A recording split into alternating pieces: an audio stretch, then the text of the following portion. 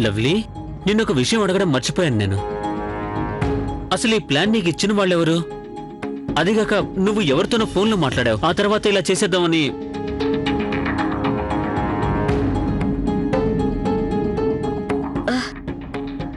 కార్తీక్, ఆ ఫోన్ బామ్మగారు చేశారు. నానమ్మగారా? నేను నీ మీద చాలా కోపంగా ఉన్నాను, చాలా కోపంగా. అరే, ఇంట్లో ఇంత పెద్ద ఘోరం జరిగింది, కనీసం నాతో ఒక్క మాట అయినా చెప్పలేదు. నా కోడలు నిన్ను ఇంట్లో నుంచి బయటికి పంపించేసిందంట. బామ్మగారు, మేము ఆ సమయంలో చాలా కంగారు పడిపోయాం. అందుకే మీకు ఫోన్ చేయాలనే ఆలోచన రాలేదు. ఇప్పుడేమో మాకు ఏమాత్రం అర్థం కావడం లేదు, ఎక్కడికి వెళ్ళాలో ఏం చేయాలో. ఆ సంగతి తర్వాత చూద్దాం. ముందు మీరిప్పుడు ఎక్కడున్నారో అది చెప్పండి. బామ్మగారు, ముందు మీరు చెప్పండి, మీకు ఈ సంగతి ఎవరు చెప్పారు? నా కొడుకు కౌశిక్ ఈ విషయాన్ని చెప్పాడు. అంతేకాదు, నీ గురించి కూడా బాగా చెప్పాడు. ప్రతిరోజు ఏదో ఒక నాటకం వేసేదాని వంట నువ్వు ఇంట్లో. నా కోడలు ఇంత పెద్ద నిర్ణయం తీసుకుంటుంది అనుకోలేదు. నాకు తెలుసు నా కోడలు చాలా నిక్కచ్చి మనిషి అని. తనకి చిన్న చిన్న విషయాలు కూడా సాధించకపోతే తిన్న ముద్ద కూడా అరగనే అరగదు. అయినా ఇంత పెద్ద అనర్థమా? ఇంటి కోడల్ని ఇంటి నుంచి బయటికి పంపించేస్తుందా? నా మనవడు కార్తీక్ని మెచ్చుకోవాల్సిందే. వాడి నీకు తోడుగా నించున్నందుకు నాకు చాలా సంతోషంగా ఉంది. కానీ బామ్మగారు, కార్తీక్ నేను మన వాళ్లకు దూరంగా ఉండలేము. మేము ఆ ఇంటిని విడిచి ఉండలేము. మీరు తిరిగి ఇంటికి వెళ్ళాలనుకుంటున్నారా? అవును బామ్మగారు, అవును. అయితే అంతా మంచిగా జరుగుతుంది. నేనేం చెప్తే మీరు అది చెయ్యండి. నా మాటలు శ్రద్ధగా విను.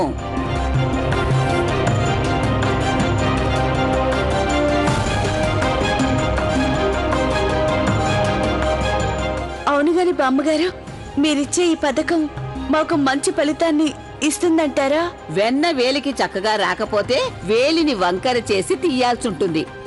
అంతా మంచే జరుగుతుంది, నువ్వే చూస్తావుగా. భగవంతుడా, నానమ్మగారు ఇంత భయంకరమైన ఆలోచన. కార్తీక్, బామ్మగారు ఎలా చెప్తే మనం అలాగే చేద్దాం. మన ఇంట్లో వాళ్ళ మనసులు గెలవాలంటే మనకున్న మార్గం అదొక్కటే. అయినా ఈ పిల్లకింత ధైర్యం ఎలా వచ్చింది అసలు? మళ్ళీ ఇంటికి తిరిగి వచ్చేంతగా? నేను మీకు చెప్పేస్తున్నానండి, ఏది ఏమైనా సరే ఈ ఇంట్లో వాళ్ళని అసలు ఉండనిచ్చేదే లేదు. వెళ్తే వెళ్ళనివ్వండి కార్తీక్ని కోర్టుకు, కానీ నేను మాత్రం వెనక్కి తగ్గేదే లేదు. నాకు వాళ్ళిద్దరి నీడ కూడా ఇంట్లో పడ్డ ఇష్టం లేదు. ఆ అబద్ధాల కోరు మన కార్తీక్ని కొంగున కట్టేసుకుంది. వాణ్ణి పూర్తిగా తన వశం చేసుకొని తన వైపుకు తిప్పేసుకుంది. యాండి, మన కార్తీక్ మెదడులో ఇలాంటి ఆలోచనలు రానే రావు. దీని వెనకాల ఆ లవ్లీ పన్నాగా ఉంది. ఏ చిన్న తమ్ముడు గురించి మేము రాత్రంతా మేలుకొని ఆందోళన చెందామో, వాణ్ణి తిరిగి తీసుకురావాలని ఒట్టు పెట్టుకున్నామో, వాడే తిరిగి ఇంటికొస్తే ఆ భగవంతుడే నా మొర ఆలకించాడనుకున్నాను. కాని వచ్చాక తెలిసింది, వాడు వచ్చింది మన మీద ప్రేమతో కాదు, వాడి హక్కుల కోసం వచ్చాడని.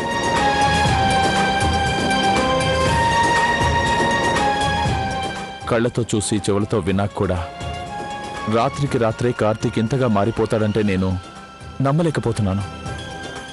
అవును, మీరన్నది నిజమే. కార్తీక్ అన్ని హద్దుల్ని దాటేశాడు. ఇక్కడ మనమంతా ఎంత కంగారు పడ్డాం. వాళ్ళు ఎక్కడున్నారో ఏమో, తిన్నారా లేదా అని. నేను అత్తగారితో ఈ విషయం మాట్లాడాలనుకున్నాను, లవ్లీ గురించి మరోసారి ఆలోచించి తనకింకో ఛాన్స్ ఇమ్మని. కానీ వీళ్లకు ప్రేమలు కాదు, హక్కుల అధికారాలు కావాలి.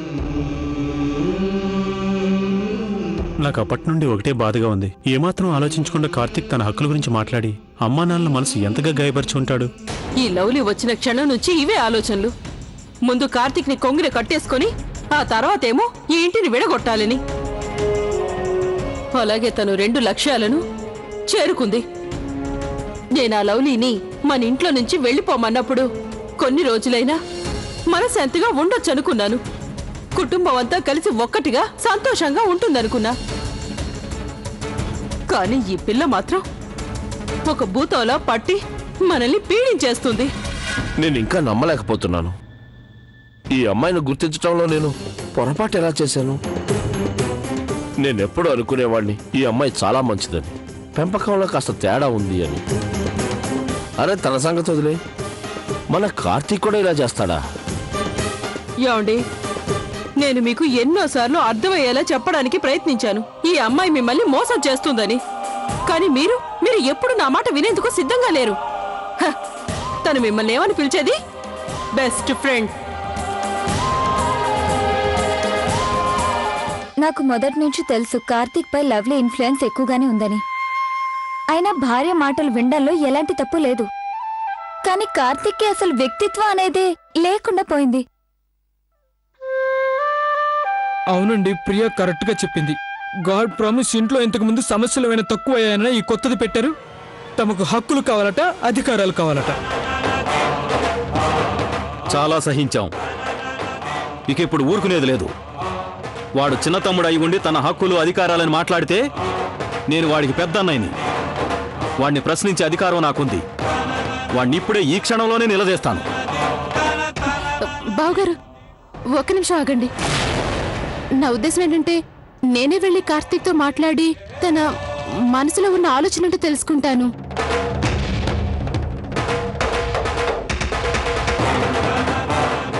ఏంటంటే తను తప్పకుండా ఎప్పటిలాగా చేస్తాడు. తన మనసులో ఏమీ దాచుకోకుండా అంతా చెప్పేస్తాడు. నా అభిప్రాయం ఏంటంటే మనం అనుకునేదంతా తన మనసులో లేదేమో అని. తన ఆలోచన ఇది కాకపోయి ఉండొచ్చు. అందుకే నేను వెళ్ళనా?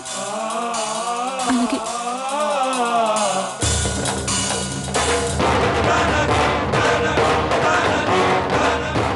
ఎవరు ఎన్ని విధాలుగా ప్రయత్నించినా నా ఉద్దేశంలో కార్తీక్ తన నిర్ణయాన్ని మార్చుకోడు. కార్తీక్, మనం ఈ విషయాన్ని చాలా సీక్రెట్ గా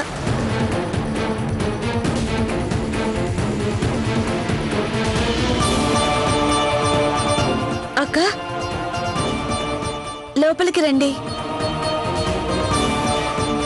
ఏ కార్తీక్, నేనేమో నీతో ఒక ముఖ్యమైన విషయం మాట్లాడాలి. నువ్వు నాతో రా ఒకసారి.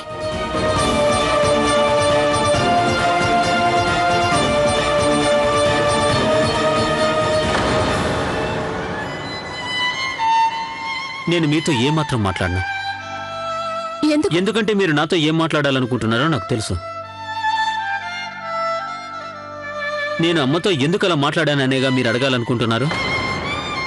నాకు ఎవరికి సంజాయిషి ఇవ్వాల్సిన అవసరం లేదు. అది సరే, కానీ నువ్వు నాతో ఈ విషయం గురించి ఎందుకు మాట్లాడావు? నీకు గుర్తుందా కార్తీక్, ఈ రోజుకు ముందు వరకు నీ మనసులో ఎలాంటి ఆలోచన వచ్చినా అది మంచిదైనా చెడ్డదైనా అన్నీ నాతో చెప్పుకునేవాడివి. అలాంటిది నువ్వు ఇలా ఈ రోజు చాలా ఆపండి వదినా.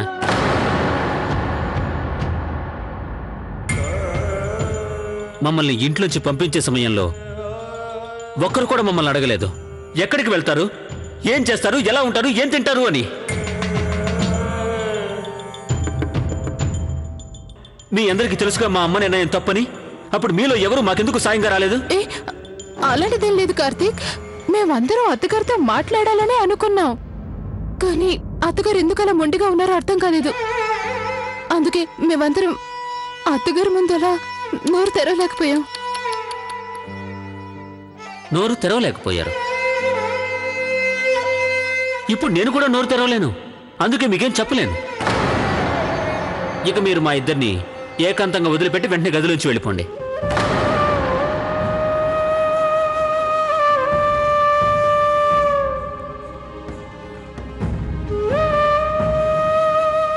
వెళ్ళండి.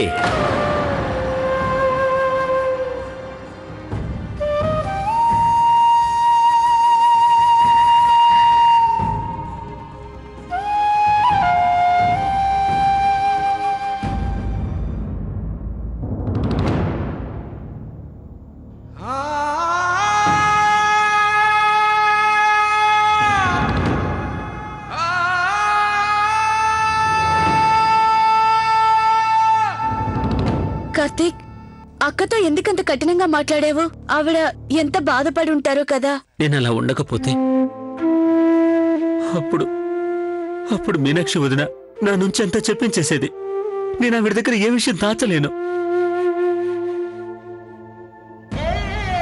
నేనిప్పుడు మీనాక్షి వదిన్ని ఈ విధంగా కుటుంబానికి మనకి మధ్య నలిగిపోవడం చూసి తట్టుకోలేను. అందువల్ల నేను ఒకటే అనుకున్నాను, మన వల్ల మీనాక్షి వదిన ఇబ్బందుల్లో పడకూడదు అని. అందుకే ఇవన్నీ ఆలోచించి ఆవిడతో అలా మాట్లాడాను.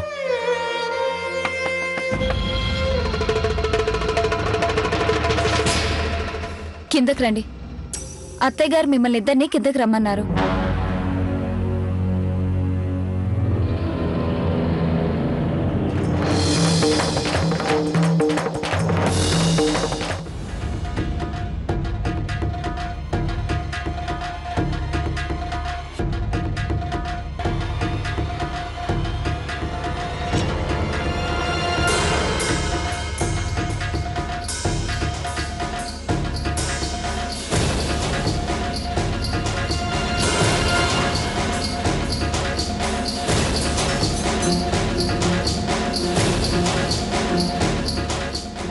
మీరు మమ్మల్ని ఎక్కడికెందుకు పిలిచారు? నిన్న నేను మీకు నా నిర్ణయాన్ని స్పష్టంగా చెప్పాను. దాన్ని మీరు ఒప్పుకోనేలేదు.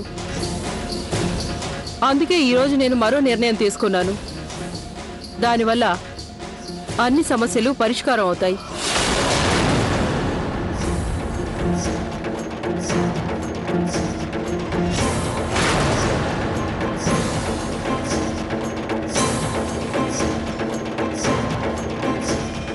కార్తీక్, నువ్వు ఈరోజు ఇంటిలో వాటా అడిగావు. పైగా నువ్వు ఒకవేళ నీకు ఆ భాగం మేమివ్వకపోతే దానికోసం కోర్టుకైనా వెళ్ళటానికి సిద్ధం అన్నావు.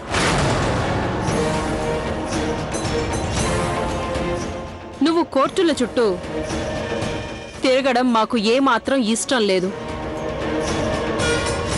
ఎందుకంటే ఈ ఇంటిపై చట్ట ప్రకారం నీకు కూడా వాటా ఉంది.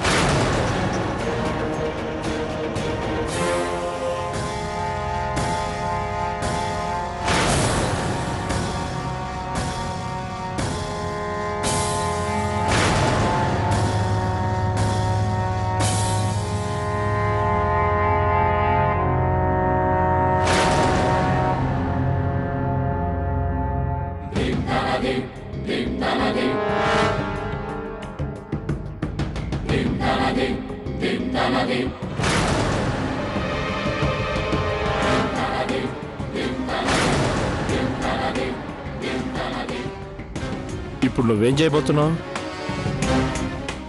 యాండి, కాసేపు ఓపిక పట్టండి. ఇప్పుడే మీకంతా అర్థం అవుతుంది.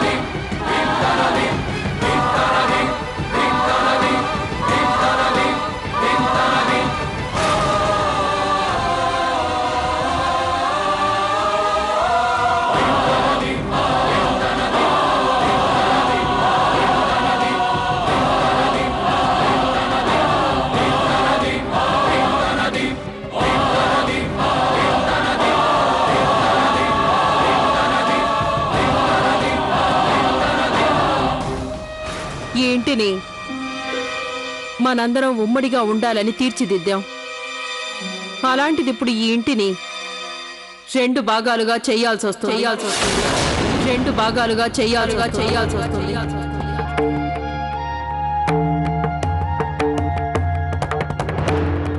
ఒక భాగం కార్తీక్ లవ్లీలది, 2వ భాగం మనందరిది.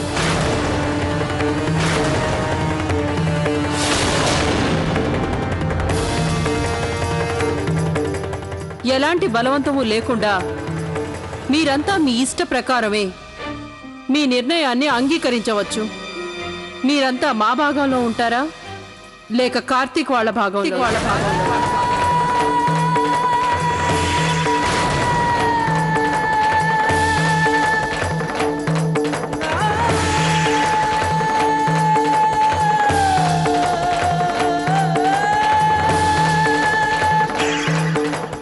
ఇలా ఇంటిని వాటాలో వేయాల్సిన అవసరం లేదు. మనందరం చర్చించుకుని ఒక నిర్ణయం తీసుకుందాం. ఏమండి, నేను నా నిర్ణయాన్ని చెప్పేశాను.